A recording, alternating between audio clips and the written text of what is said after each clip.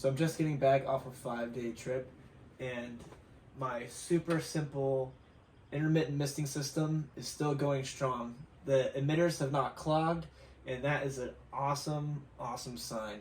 Let me explain what's going on with this system.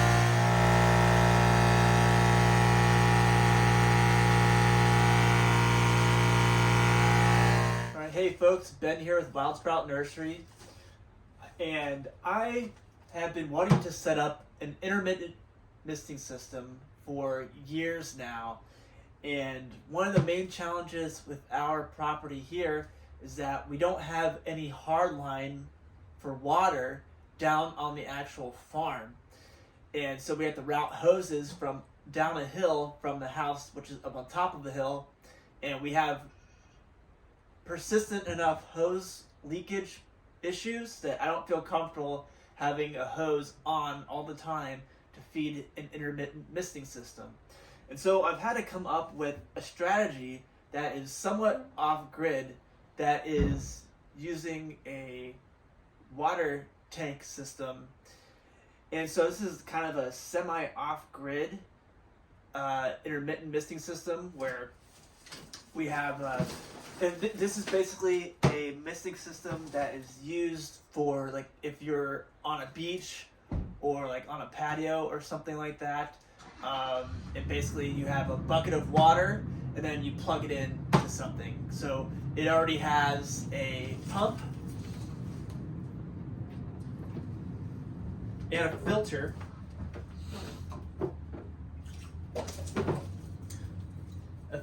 Which I'm using a rock to weight it down, and I'm using collected rainwater, and this is like a 75-gallon trash can, and I want something with a lid to keep crap out of it. And so it's got the filter.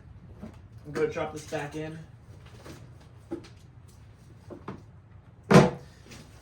That goes to a pump, which is a 5 liter per minute pump.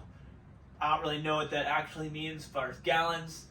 And then this is all hooked up to a intermittent power controller. Now this is not a normal power controller. Normally what people do with intermittent misting systems is they have an intermittent hose shut on, shut off. So your water line is hooked up to it, and it shuts off your water and then allows it to pass through at certain intervals. This controls the electrical current going through, and it's more sophisticated, and it's designed for repeated on-off cycles, like with grow operations or something like that, for light cycles and things. And so it's a perfect setup for a misting system where I can set this up to, right now I have it set to run for 45 seconds every hour. And another really cool option is that it has a 24-hour cycle, a day cycle, and a night cycle. It's got this light sensor on it, so whenever it's starting to get dark now at night, it will stop running, and then once it senses light again, it will continue this interval cycle. So right now, again, it's 45 seconds for every hour. And this is a BN Link intermittent controller. I will put a link to the product in the video description below. It'll be an affiliate link for Amazon, so I will get a small commission if you purchase it through Amazon. Support the channel. And then I will also put a link to this mister system. This is just a small little section with sea kale and comfrey root cuttings. Let me bring you over to my larger area where I'm hoping to fit at least a couple of thousand mulberry, gooseberry, yossberry, and currant cuttings this year, among maybe some other things.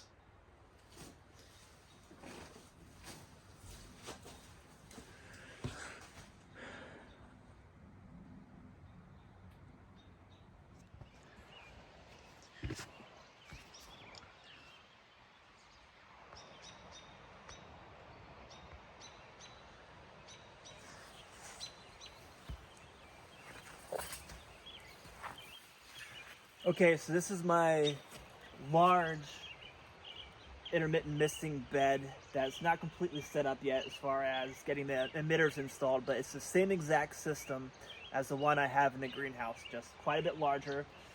This whole box is a air prune box that I converted from a raised bed, so it's elevated about 4 to 6 inches off the ground, and it is supported with wooden beams, and the whole underside is all hardware cloth for good air pruning.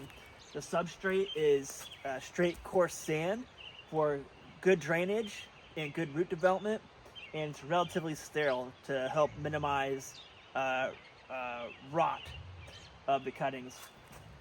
Significant shade cloth on this because I'm setting this up for rooting out semi-soft, semi-hardwood cuttings in the summer when it's going to be real hot, a lot of sun exposure on these nice kind of somewhat tender shoots. And so it needs protection for that. And yeah, I'm hoping to be able to fit at least a few thousand cuttings in this, and I think I should be able to do that. I'm using just hazelnut branches spanning across a really simple wood frame upon which I will hang the emitters. And I think the biggest challenge with this whole system is going to be how often I need to clear any clogs in the brass emitters that come standard with this whole pump system. I'm hoping that with using like clean rainwater, with not getting any junk in it, putting a lid on top of the water receptacle to keep crap out, that there won't be a whole lot that gets through the fine mesh filter, and that I can just clean that filter every week, and hopefully that keeps the brass emitters from clogging. I'm hoping I can go about a week, have it be like a weekly maintenance schedule, where every Saturday I have to clean the filter or something like that. It's going to be more challenging if it turns out it only lasts a couple days or something, or if the emitters start clogging all the time, or we'll see what happens. But for now, this seems to be like the simplest setup I've been able to come up with. All you need is electricity, and you don't need a hard line of water. Just a bucket of water, the whole already made system with filter, pump, emitters all connected. Makes it really easy to set up and be really quite portable. You can imagine routing an extension cord to extreme lengths and still being able to run this emitter system somewhere if it was like a somewhat relatively remote location. Yeah, I'll keep you all posted on the successes and challenges that come up with this system. I'm really excited about it. Yep, stay tuned.